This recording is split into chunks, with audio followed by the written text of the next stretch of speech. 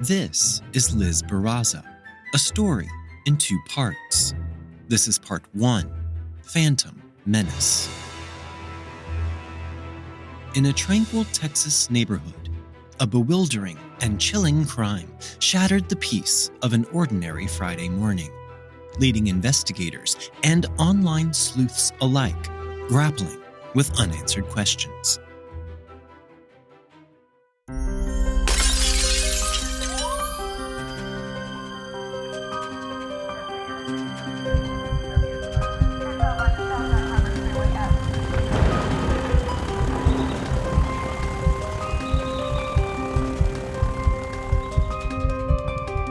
We dance round in a ring and suppose, but the secret sits in the middle and knows. In the quiet hamlet of Tomball, Texas, Elizabeth Barraza, who went by Liz, was a 29-year-old with an infectious love for all things nerdy. Liz lived on Cedar Walk Drive in the Princeton Place subdivision. Elizabeth and her husband Sergio had an amazing bond that everyone around them admired. The couple's friends and co-workers were always wondering, how do they do it? They never heard so much as a peep about any problems between the couple.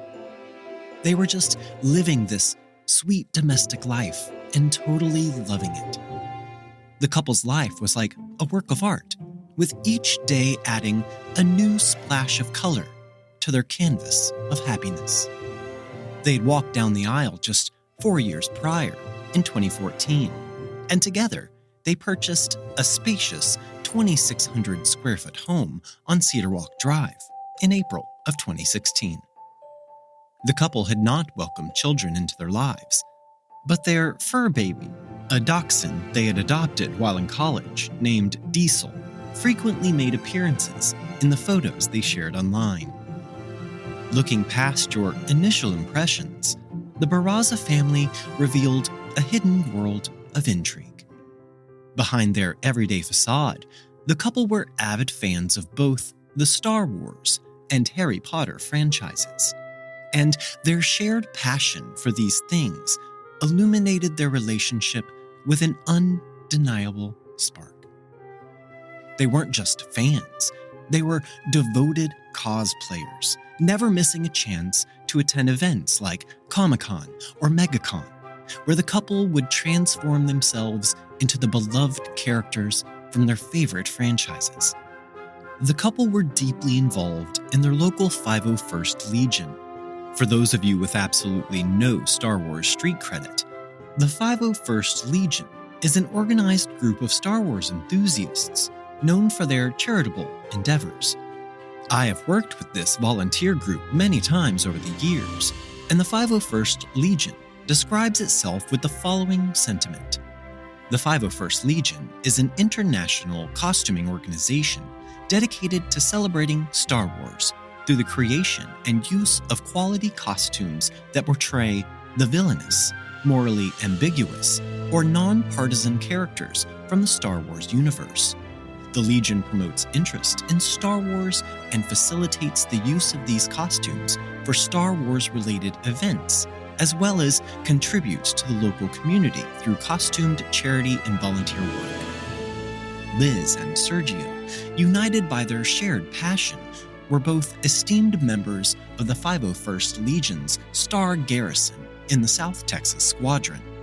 Liz and her commitment to this extraordinary community had not one but 2 meticulously crafted and approved costumes, that of a biker scout and a Jawa, with her TKID proudly bearing the distinction of TB93474. Liz also held a position of honor and responsibility on the command staff, serving as the dedicated event coordinator for the South Texas Squadron, a testament to her unwavering dedication to the organization she cherished. As a member of the 501st, Liz and Sergio were not just simply fans in costumes, they were heroes to sick children. They regularly visited children's hospitals, bringing a bit of a galaxy far, far away to brighten the days of young sick patients. Liz's heartwarming interactions with these children led her to forge connections with organizations like the Make-A-Wish Foundation and the Peter Mayhew Foundation, both organizations that I have supported for many years. We will link to the organization's websites in our show notes. On Thursday, January 24th, 2019, Liz and Sergio eagerly planned for their upcoming garage sale, set to take place on Friday, January 25th, and Saturday, January 26th. As the sun dipped below the horizon, the couple went around the neighborhood and strategically placed signs throughout the area to announce their anticipated garage sale, scheduled for Friday, the 25th, and continuing through Saturday, the 26th. The couple did not have the garage sale advertised in any publications.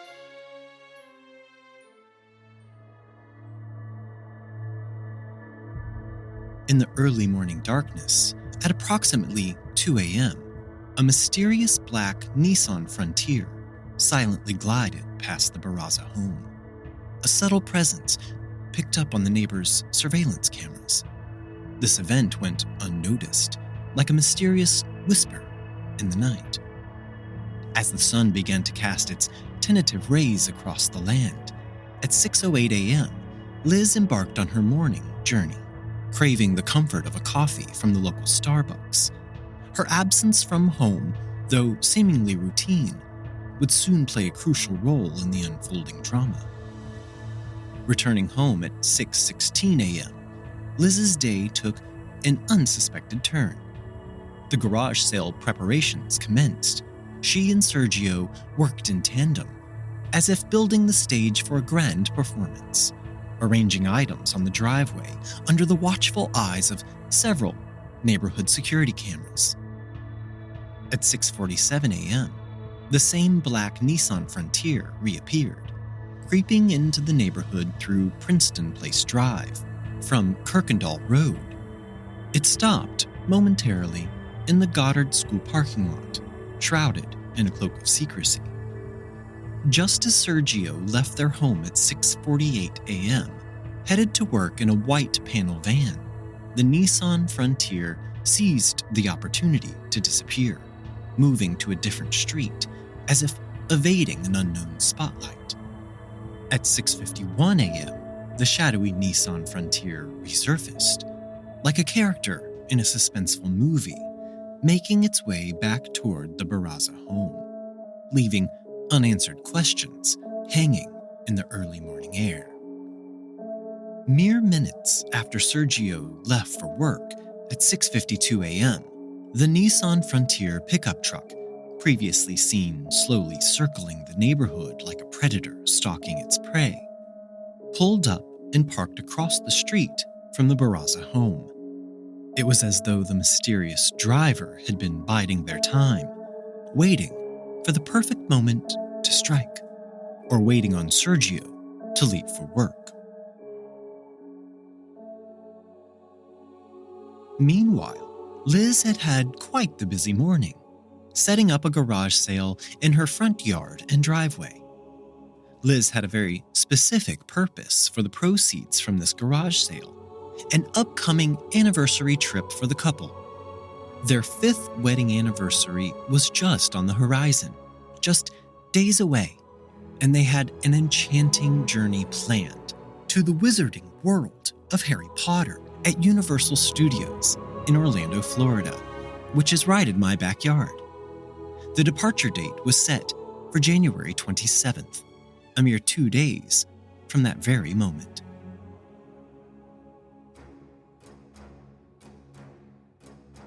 The driver of the sinister Nissan Frontier executed a meticulous 3-point turn on Cedar Walk. The truck's engine rumbled ominously as it came to a halt directly behind Liz's parked vehicle.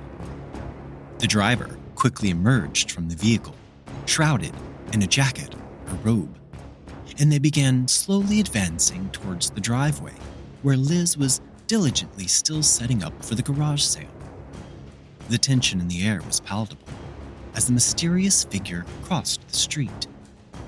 as the clock harshly ticked on from precisely 6:52 and 20 seconds to 6:52 and 50 seconds. A grim exchange occurred. Whether Liz recognized the vehicle, the person, or maybe simply felt an unexplainable dread, she took a hesitant step back as the stranger approached the top of the driveway. With her usual warmth, Liz uttered a casual, "Good morning." The menacing figure responded, their conversation a mere 6 seconds long, but a sense of foreboding hung heavy in the air, for this stranger had not come empty-handed. From within the folds of their oversized garment, they drew a handgun, the metal glinting ominously in the morning light, and then the residents of this quiet street were roused from their sleep by a sequence of 3 quick gunshots, and then a 4th, delivered point blank as Liz crumpled to the unforgiving driveway. The entire incident unfolded with merciless speed, a mere 30 seconds, etching terror into the tranquil morning. The murderer's escape was just as abrupt as their arrival. They turned, sprinting back to the Nissan Frontier, and vanished into the quiet streets. Amid the echoing horror, at 6:53 a.m., Mr. D, a vigilant neighbor across the street, could not remain quiet. He made an urgent 911 call, having heard the 4 harrowing gunshots and witnessing the Frontier's hasty departure and return. The dispatch responded 1 minute later. At 6:55 a.m., the Nissan Frontier made a chilling exit from the Princeton Place subdivision, but then suddenly executed a U-turn to re-enter the neighborhood. The ominous black truck lingered in the vicinity, a harbinger of darkness, eventually passing back by the Barraza house at 6:55 a.m. The truck was caught by the Barraza's doorbell camera, leaving behind an eerie digital witness to the haunting crime that had unfolded in its view. Meanwhile, at 6:58 a.m., another next-door neighbor, Ms. O, reached out to 911, also in distress. She had witnessed the unfolding tragedy. She saw someone lying in her neighbor's driveway, and she had heard the 4 gunshots, which were still echoing in her ears. Miss O's call coincided with the arrival of the first police on the scene. The quiet suburban street was transformed into a scene of chaos and terror within mere seconds. At 6:58 a.m., the Harris County Precinct 4 constables arrived, ready to investigate and secure the scene, the morning now forever marred by the unfathomable tragedy. Liz's father, Robert Newell, recounted with a heavy heart. Her suitcase for the anniversary trip was packed. She was ready to walk out the door.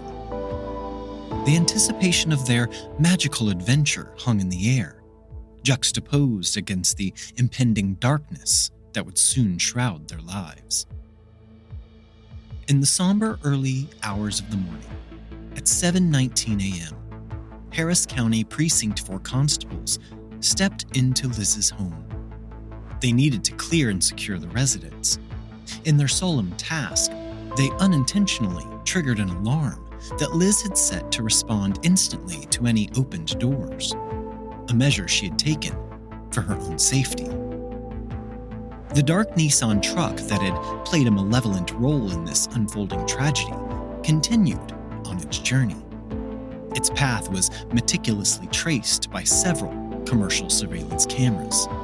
Yet, it eventually vanished into an area devoid of surveillance cameras, leaving investigators with a chilling void in their quest for answers and their quest to locate this vehicle or its owner.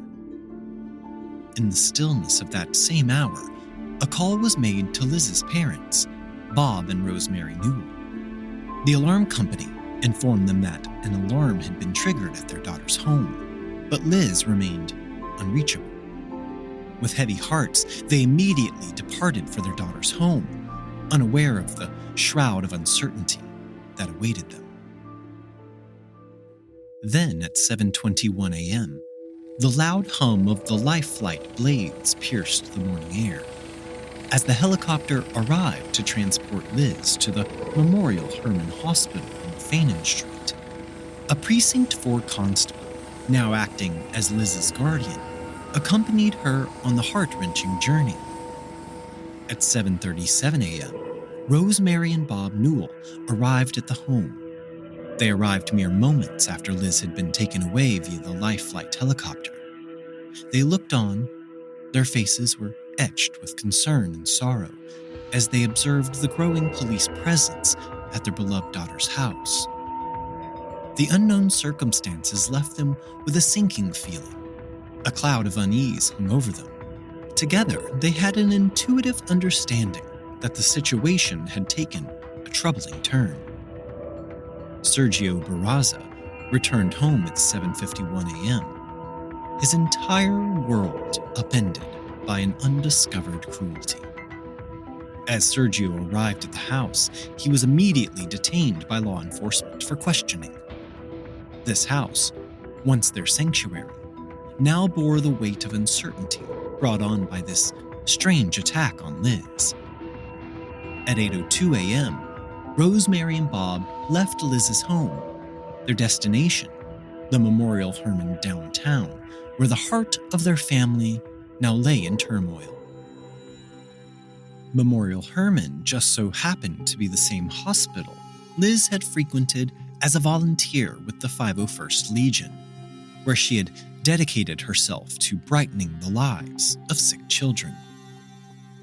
In the hours that followed, an intricate web of concern and care continued to unfold. Liz arrived at the Memorial Hermann emergency room, where a Precinct 4 constable stood guard over her treatment area, watching over her in silence. Around 9:15 a.m., Liz's brother Robert and his wife Amanda arrived at the hospital. They were soon joined by Bob and Rosemary, and together with a doctor, they huddled in a private waiting room, their hearts heavy with the weight of the unknown. Next, Liz was transferred to the shock trauma ICU, where the watchful gaze of the Precinct 4 constable remained, ever vigilant, until the arrival of Harris County Sheriff's Office Deputy Investigator Alfred Vera, who then took over the duty of watching over Liz Barraza's ICU room. As the morning sun cast its pallor, Liz's life hung in delicate balance within the confines of the STICU. The trauma department staff conducted their tests, maintaining her on life support. They had yet to give up on hope for recovery. In the weighty hours of the afternoon, Sergio and his mother arrived at the STICU.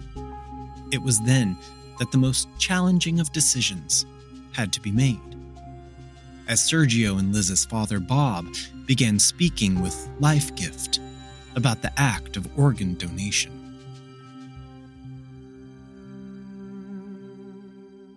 The gift of organ donation is a sacred exchange where one person's final notes become the first chords of another's hopeful melody.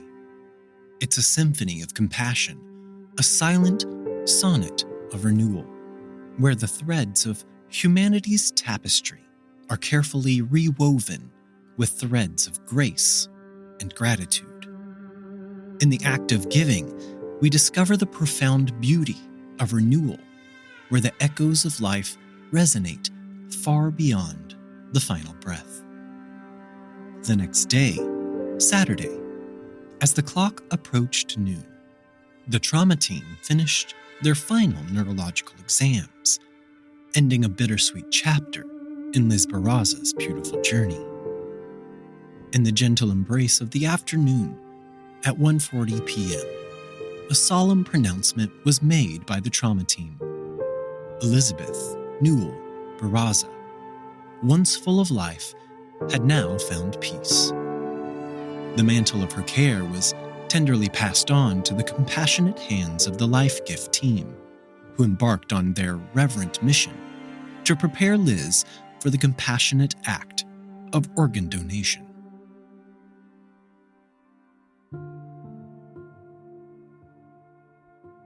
Through the following days, as the hours slipped into the early morning of Tuesday, January 29th, 2019, a bedside vigil unfolded, where family members and dear friends stood as sentinels of love and remembrance in the hushed corridors of the shock trauma ICU department.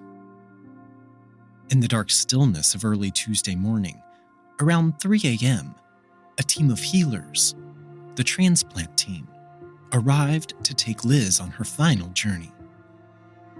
Alongside her parents, brother, sister-in-law, her husband Sergio, his mother Margarita, and the gathered members of her immediate family.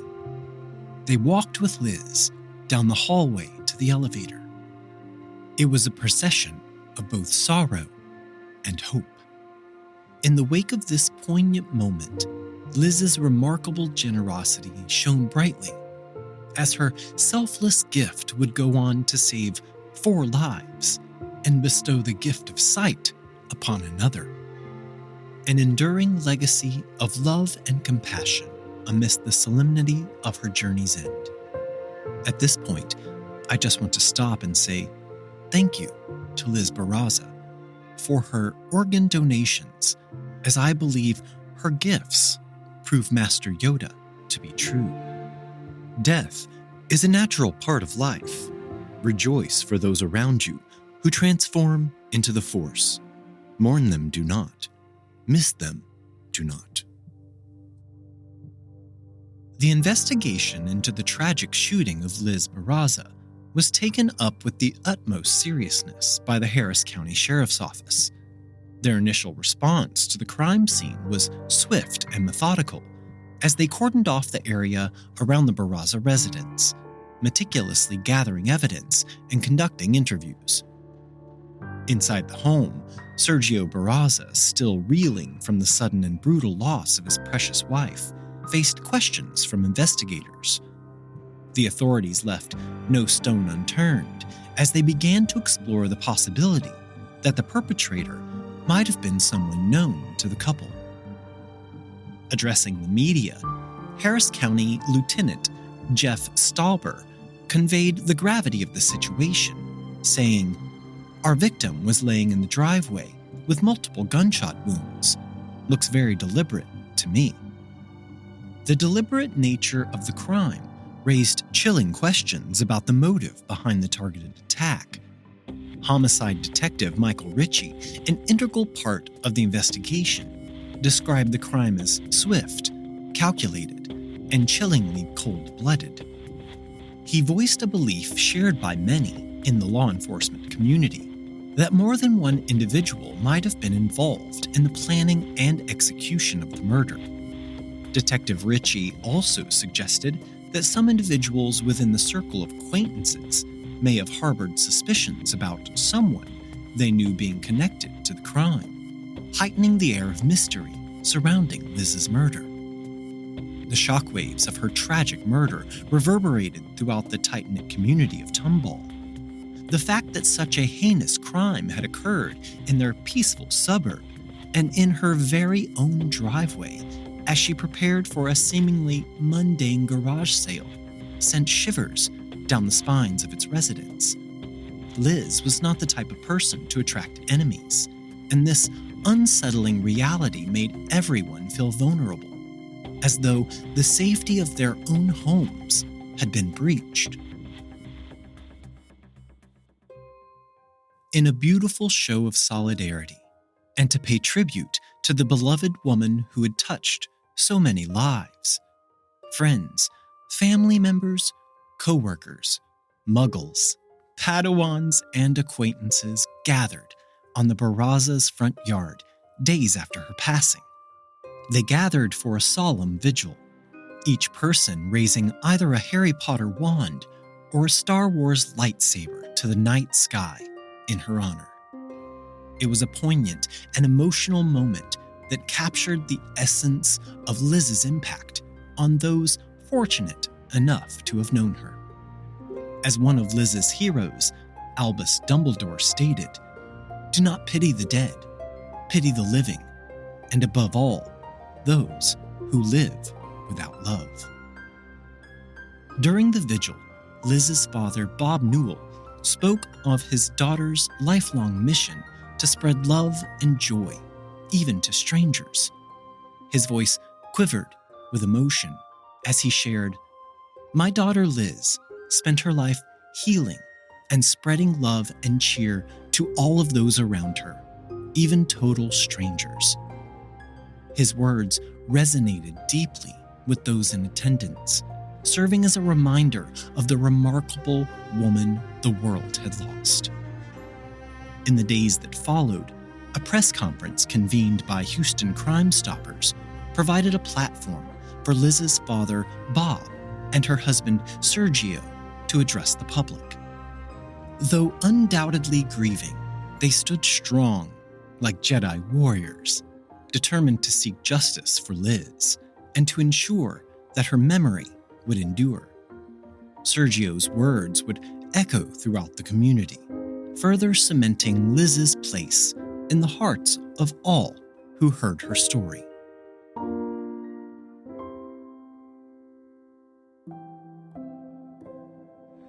Thank you, everyone, for letting us be here today. Thank you to everyone for their love and support for this extremely tragic moment for us. My wife, Liz, was an amazing person. She was a beautiful person with the kindest of souls. She had such a big heart. Tragically, someone stole it away from us on the morning of the 25th. I just left for work that morning, and I'm just so happy that the last words I got to say to my beautiful wife was, "I love you," and she said, "I love you too." She's going to be dearly missed by so many people she affected in her life. Liz devoted, and I devoted so much time to charity with the 501st Legion.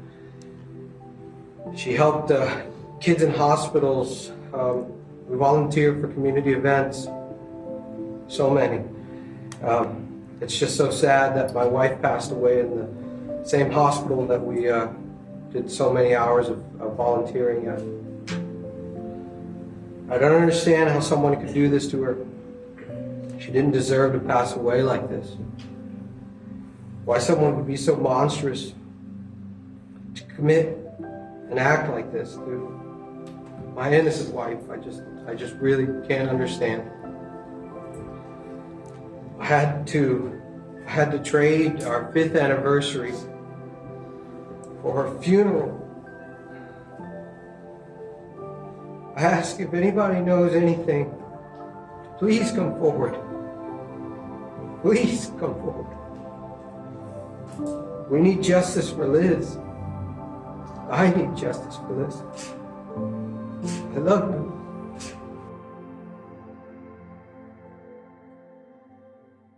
Join us next week on The Secret Sits as we delve into this tragic murder scene and uncover all of the details and secrets about this case. Until then, we dance round in a ring and suppose, but the secret sits in the middle and knows.